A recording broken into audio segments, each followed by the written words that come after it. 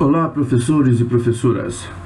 Vamos iniciar o segundo momento, ou seja, parte 2 do primeiro módulo. Iniciamos os nossos trabalhos com o seguinte questionamento: onde está o conhecimento? Nesse questionamento, vamos tentar responder a 3 pontos básicos, as 3 questões aos quais a literatura nos coloca. Então, o primeiro é: onde está o conhecimento? Toda vez que você buscava o conhecimento, sempre existia um espaço, um lugar determinado na busca desse conhecimento, na busca do saber. E esse lugar era exatamente a escola, né? Se você quer buscar conhecimento, você se direciona para a escola, você vai ao campus universitário, você vai à faculdade, etc, etc. Mas é um espaço físico, um espaço figurado, em que eu estou nesse local para a busca do saber. Esse é o primeiro ponto. O segundo: onde está o conhecimento? A referência era de um indivíduo, neste caso, o mestre. Aquela pessoa que detenha um conhecimento ao qual era o responsável por expressar esse conhecimento, por divulgar esse conhecimento. E o terceiro ponto, de onde está o conhecimento, é um objeto. Certo? Onde está o conhecimento? Nós vamos buscar esse conhecimento no objeto. E esse objeto que mais representa o conhecimento é exatamente o livro. O livro ele está centralizado e, com isso, o conhecimento do livro, vocês observem, eu já falei um pouco, né, essa grande enciclopédia francesa, que levou cerca de 40, 50 anos, na metade do século XVIII, século XVII para o XVIII, a ser publicada.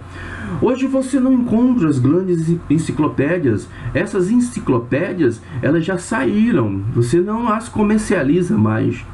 Grandes enciclopédias já deram suporte a novos modelos de enciclopédias. Então, onde está o conhecimento? A escola, o professor, o livro. Só que isso tudo muda. Em um curso sobre a questão do ensino híbrido, eu ouvi a seguinte expressão do Serres, que ele falava assim, né? No sentido etimológico, a pedagogia significa a viagem da criança em direção às fontes do saber. Até agora existiam lugares do saber, um campus, uma biblioteca, um laboratório.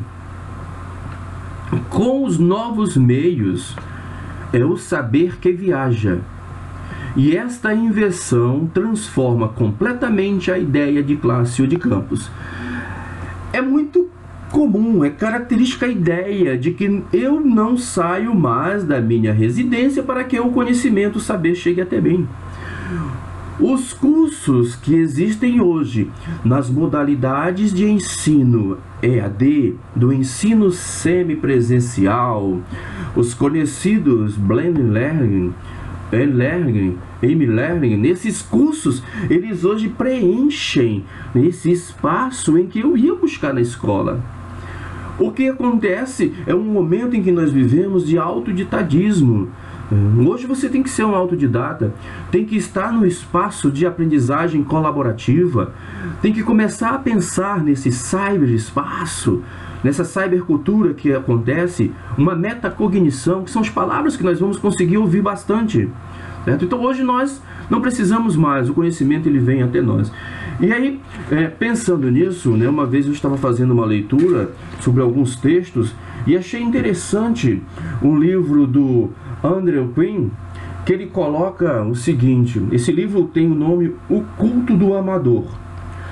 Ele critica a má qualidade do que é publicado. Ele cita menos cultura, menos notícias confiáveis e um caos de informação inútil. E aí, professores, que nós pensamos no seguinte: o professor nunca vai ser substituído. O professor não vai ser substituído em hipótese alguma. O papel dele é de extrema importância. O que muda nessa relação é a forma com que esse professor passa a ser visualizado, o seu novo sentido de papel no século XXI, nessa era digital. Bom, então vamos nos questionar sobre esses 3 pontos. Diante dessa nova visão do saber, o que muda nas nossas relações?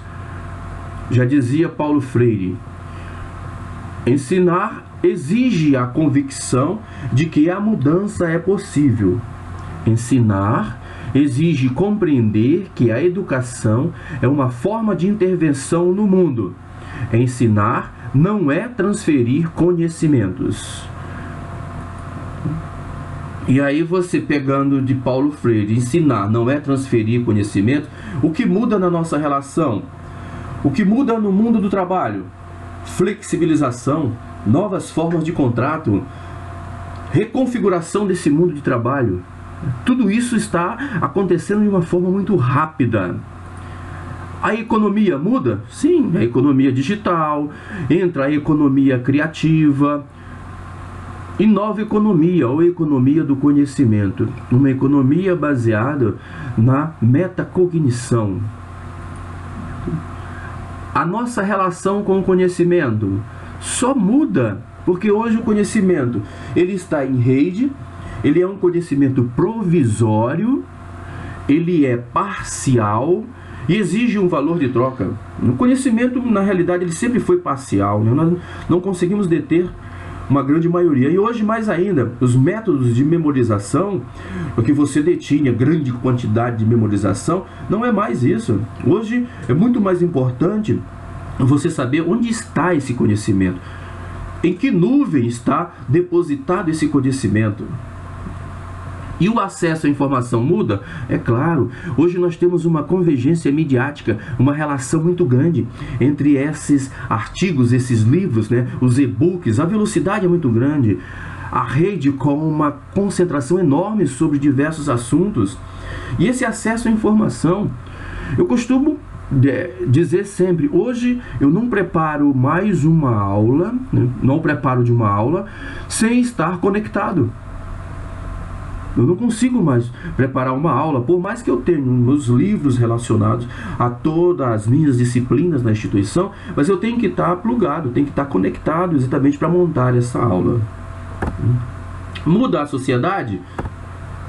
Hoje nós temos uma sociedade da informação, uma sociedade do conhecimento. Muito importante esses 2 modelos de sociedade hoje. Acompanhe a última era, que é exatamente a era digital, conhecido lá do primeiro momento da parte 1 do Daniel Pink. E a velocidade com que muda? Nossa, é grande certeza que a mudança acontece continuamente. Lendo sobre isso, sobre essa velocidade de mudança, me lembra alguma coisa, certo? A Oração do Tempo de Caetano Veloso, em que ele fala sobre o tempo. Então visualizem, né? Ouçam essa oração ao tempo. E hoje ele é muito mais que necessário para nós. Nós precisamos redimensionar o nosso tempo. Como eu vou redimensionar? É uma questão de planejamento, né?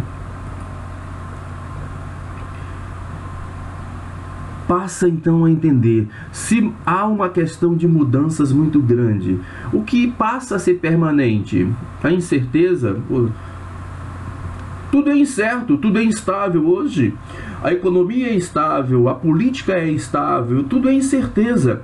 Mas que também a mudança ela tem que ocorrer. Então, o que muda? Olha, a incerteza, o que é permanente? A incerteza, a mudança, a construção do conhecimento ou da formação. Quer dizer, esse é um ponto importantíssimo em que nós estamos aí destacando. A formação continuada é uma mudança. A construção do conhecimento, já que ele tem prazo de validade, eu necessito de uma formação continuada ao longo da minha trajetória. Não dá mais para ficar alheio, né, à margem, ao limiar das transformações. E a inovação, porque a inovação, como nós já citamos, passa a ser essa ruptura do paradigma dominante. Certo? Se domina a escola tradicional, nós vamos começar a trabalhar no novo modelo de metodologia.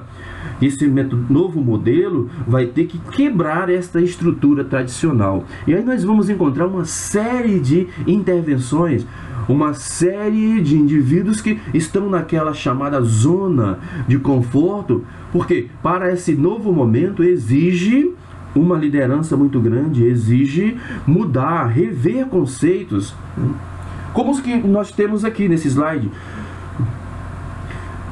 Um slide na linha temporal dizia que a ciência gerava a tecnologia, que por sua vez gerava a inovação. Hoje nós não podemos mais afirmar essa linha temporal. A inovação acontece, ela gera ciência e gera tecnologia, ou vice-versa, né? Tecnologia gera inovação que gera ciência.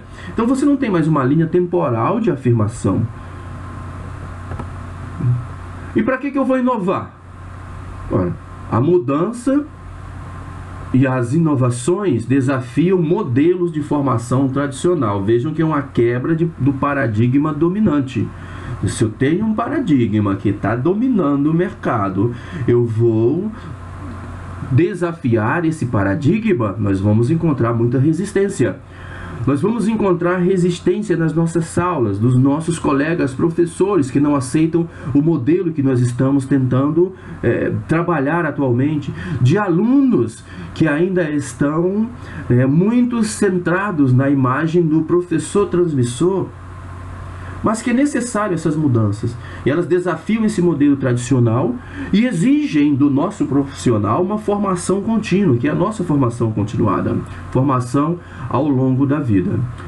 E essa mudança é sempre desconfortável, amigo. Não venho dizer que quando vai levar algo, você não se desconforta, mas é necessário que você tenha uma liderança para a sua própria mudança. Alguém tem que liderar esse processo de mudança. E você é o grande responsável por todas as suas mudanças. Já dizia o Pequeno Príncipe, né? Tu és responsável pelo que tu cativas. E agora, professor? Agora é meter no nosso caso aqui, parecidíssimo comigo, meter a testa no quadro. Que eu estou diante de uma situação. O que eu vou fazer? Essa expressão, né, que viaja ou trafega nos meios sociais, diz o seguinte: um homem medieval foi transportado numa máquina do tempo para o século XXI. Ele se espantava e ficava tenso com tudo o que lhe apresentavam: as máquinas, as fábricas, os carros e a televisão, o cinema, a agitação da cidade, até que o levaram para uma escola. Aí ele pôde finalmente sentir-se em casa e relaxar da tensão. Olhem que coisa louca, certo? Então quer dizer que eu só vou me sentir bem quando eu estiver lá na escola. Por isso o professor Mário Sérgio Cortella, peço até que vocês visualizem este documentário.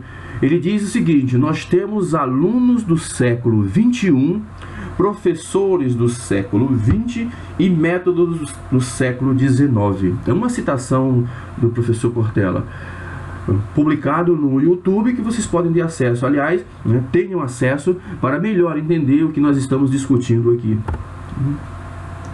E eu sempre que vou me inspirar para fazer algo, eu inspiro em um professor. Então, qual foi o professor que você se inspirou? Eu tive meus professores, né, nos quais eu me inspirei para ser professor. Aqueles que marcaram a minha vida, que foram muito importantes naquela época de formação, mas aos quais hoje eles não detêm mais essa formação que nós estamos vivenciando. Então é uma necessidade que eu me inspire em novos modelos, em novos professores. E essa nova inspiração que veio, aliás, muito citada e muito polêmica, quando Bernardo Shaw, ele criticou dizendo: quem sabe faz, quem não sabe ensina. Quem não sabe ensina, ele fez um reporte ao método antigo do século XIX, certo? Em que o professor continua com esse método repetindo e não se atualizou. Então eu vou, talvez aqui nesse momento eu possa até corroborar com o Bernard. vou corroborar com ele, porque se existem pessoas que continuam repetindo, então ele não sabe. Se ele não sabe, ele ensina aquilo, certo? É um mero repetidor de conteúdos. Já o Lee Schumann, ele diz o seguinte, né? Pegando esse novo modelo: quem sabe, faz. Quem compreende, ensina. Olhem agora a grande diferença. Porque quando o Lee fala em compreender, ele fala simplesmente que nós devemos transformar o conhecimento, né? Não se trata de transformar o conhecimento em prática pedagógica, mas sim de transformar a prática pedagógica em conhecimento profissional, conhecimento docente, o que é uma mudança no modelo tradicional. Eu não vou pegar aquele meu conhecimento para transformar em prática, eu vou pegar o que eu tenho agora, a minha prática, e transformar no conhecimento. Com isso exige uma introdução das aprendizagens baseadas em problemas, a análise da situação prática no mundo atual e determinar ações pedagógicas, que nós iremos trabalhar essas ações ao longo das nossas atividades práticas de docência. Com isso o professor, ele assume vários papéis. Ele assume um papel de especialista de organizações internacionais, ele atua como professor de formadores, pesquisadores na educação, gestores, tecnólogos, especialista em currículo, autores de materiais didáticos e etc, etc. Então o professor hoje ele é bastante polivalente, ele frequenta todas as áreas. Nós não precisamos entender a fundo, mas eu necessito de um pouco de especialização em determinadas áreas, de conhecimento para poder trabalhar com esse novo modelo de tecnologia. Não temos a grande aversão, precisamos ser o que autores consideram como letrados digitais. Esses letrados digitais para utilizarmos as novas tecnologias que aí estão em voga. Porque a nossa geração, galera, é essa geração. São os nativos digitais, é a geração Y, é a geração que está conectada, sabe? E nesta geração conectada, o Edgar Darling, em 1969, ele criou uma pirâmide do aprendizado, né? Em que nessa pirâmide do aprendizado, nós temos os métodos que retêm menor e maior retenção, e nós falamos aí do conhecimento, né? Do meu aprendizado. Então, quando você participa de uma discussão e fala sobre o assunto, você tem 70% no aprendizado do que falam. Isso é um método ativo de aprendizagem. Fazer, simular a experiência real, você vai reter 90% do que falam e fazem. Ou seja, esses dois métodos aqui é que nós precisamos, e as metodologias ativas, elas se baseiam em cima desse modelo de retenção. Já para o que nós temos hoje, ler 10%, escutar 20% dos que leem, ver 30% dos que veem, assistir um filme ou demonstração 50% do que veem e escutam. Então é um método passivo. Hoje nós usamos muito esses métodos aqui, tá? Nós estamos muito utilizando. Agora, o que nós precisamos é associar esses métodos com esse método aqui, sabendo que esse método ele exige uma participação ativa. O que vários pedagogos colocam, o aluno tem que ser o centro do processo de ensino e aprendizagem. Ele não passa mais a estar à margem. Com isso, passa a entender o melhor. Muito se discute sobre metodologia ativa. E os professores, nós vamos falar da nossa instituição, né, nós temos acompanhado isso, há uma confusão muito grande em que o que vem a ser metodologia ativa. Você vai para a sala, explica algo e espera que todos os alunos entendam. Os alunos não vão entender, professor, se você não entender o que é metodologia ativa. Qual é o meu papel hoje nessa metodologia ativa? O meu papel enquanto docente. É isso que nós vamos observar nesses slides que dizem: essas metodologias em que as tendências pedagógicas anteriores e as tecnologias digitais, elas são redimensionadas. Novas formas e possibilidades de autonomia do aluno. A interação entre os sujeitos que aprendem vai além da dimensão presencial e se estende para os ambientes virtuais. A tutoria historicamente relacionada com a supervisão e acompanhamento em situações presenciais, torna-se central na mediação pedagógica em ambientes virtuais. Como nós estamos trabalhando com um modelo de ensino híbrido, em que o professor, na sua disciplina, dentre a legislação, nós assumimos trabalhar com 20% do modelo semipresencial, 80% presencial, 20% presencial.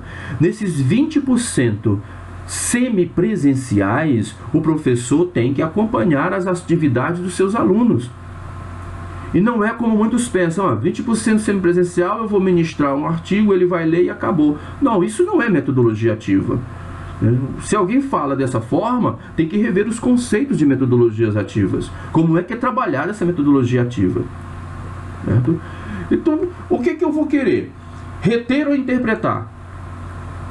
A obsolência de aprendizagem limitada a reter informações ou conteúdo.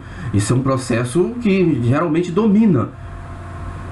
Mas eu preciso, tem que estar obsoleto, eu não preciso mais memorizar tudo que eu quero. Um professor vai, ministra o conteúdo, o aluno no dia da prova vai ali. Ele reteve aquele conhecimento, aprendizagem, a sua memória de curto prazo, realizou a prova e depois ele não mais interpreta esses assuntos, ele não conhece mais os assuntos, sabe? Ele esquece. Então existe a necessidade de interpretar, relacionar e reelaborar novos conteúdos. E ainda há lugar para a memória, é claro, mas pouco espaço para meramente um ensino que seja de instrução, baseado na memorização. A memorização, ela vai ocorrer como um processo em que nós utilizamos a psicologia cognitivo-comportamental para essa retenção de memorização. A base das metodologias ativas é a psicologia cognitivo-comportamental, certo? Onde eu irei trabalhar todos os processos neurofisiológicos de aprendizagem, a interpretação.